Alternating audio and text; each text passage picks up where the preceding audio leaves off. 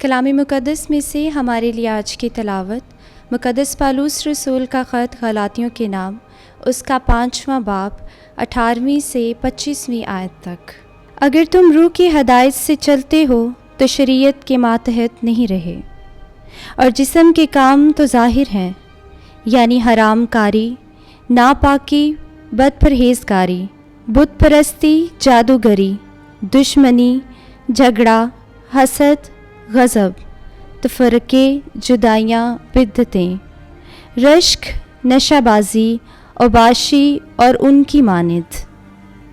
उनकी बाबत जैसा बेशतर कहा है, अब भी कहता हूँ कि ऐसे काम करने वाले खुदा की बादशाही के वारिस ना होंगे। मगर रूह का फल मोहब्बत, खुशी, सलामती, सब्र, मेहरबानी, नेकी, ईमानदारी, हिल्म, परहेज़गारी है। ऐसे कामों की कोई शरीयत मुखालिफ नहीं।